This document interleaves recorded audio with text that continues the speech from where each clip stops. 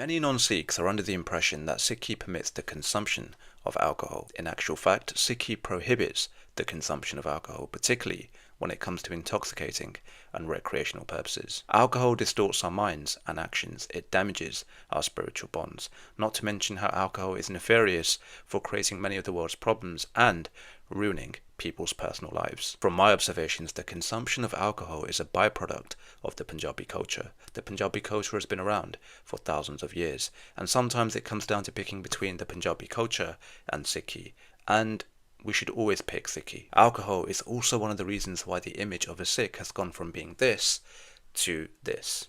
Now, I'm extremely grateful to Agal Purkh Waheguru that I don't drink alcohol, but there are a number of things, a whole heap of things that I'm not doing that would bring me closer to Sikhi. But nevertheless, we have to try. We have to take steps towards Sikhi no matter where we are on our spiritual journey. And on that note, let's look at what Sikhi says about alcohol. For guidance, let's turn to the Shri Guru Granth Sahib Ji Maharaj. Those who are deluded by sensual pleasures are tempted by sexual delights and enjoy wine are corrupt. Shri Guru Granth Sahib Ji Maharaj, Ang 335. This Ang addresses the human tendency to get lost in temporary worldly temptations, i.e. Maya. The Ang uses the examples of physical cravings, lust and intoxication to illustrate how the human mind becomes spiritually corrupted or degraded. Wine and alcohol and external intoxicants are discouraged in Sikhi because they cloud a person's intellect, logic and self-control. Under the influence of intoxicants, an individual forgets the divine and can no longer differentiate between right and wrong.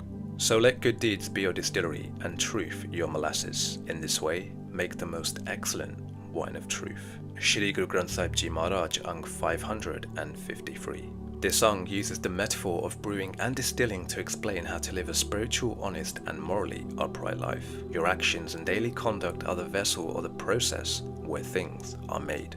Molasses is the raw, rich ingredient used to ferment and create alcohol. Here, absolute truth and honesty is the essential raw material you must start with. By processing raw truth through a life of good deeds, you create a pure, spiritually intoxicating and beautiful result. A life completely aligned with divine or moral truth. One person brings a full bottle, another fills his cup. Drinking the wine, his intelligence departs and madness enters his mind.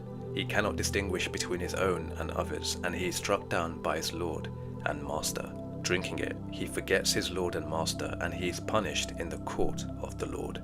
Do not drink this false wine at all, if it is in your power. Shri Guru Granth Sahib Ji Maharaj, Ang 554. This Ang delivers a core message, a strong warning against the consumption of alcohol and intoxicants.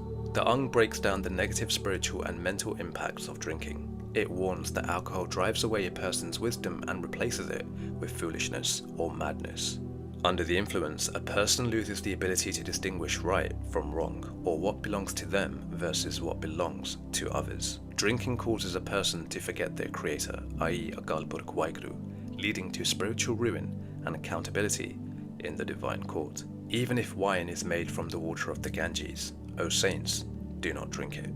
Shri Guru Granth Sahib Ji Maharaj, Ang 1293. In the Indian cultural context, the water of the Ganges river is traditionally viewed as the ultimate symbol of holiness and spiritual purification.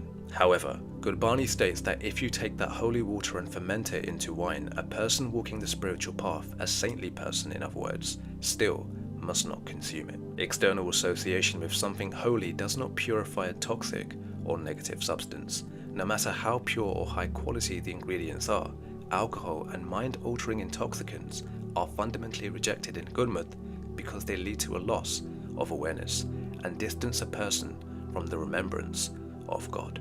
In conclusion, the Shri Guru Granth Sahib Ji Maharaj enlightens us on how destructive alcohol can be spiritually and physically. The consumption of alcohol sadly receives a tacit nod among many Sikhs. What use is showing yourself off as a practicing Sikh with the uniform, then casting judgment on others when you yourself are drinking alcohol? I appreciate everyone's on their own spiritual path that's unique to them, but alcohol is something we simply do not need. As mentioned, alcohol is one of the reasons why the image of a Sikh has become a comical one. Alcohol is also one of the tools used to keep the Bund destabilized. Look at the state of East Punjab, for example. That should tell you everything. Stop encouraging the consumption of alcohol, stand up to it and keep it away. Just because generations have been drinking alcohol, or your father and grandfather did, does not make it right.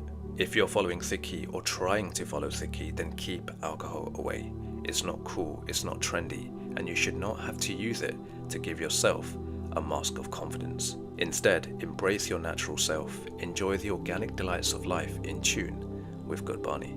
A true friend, in my opinion, will never encourage you to have a drink of alcohol, because it's nothing more than a socially accepted fleet of worldly poison that will wreck your mind and eventually your life.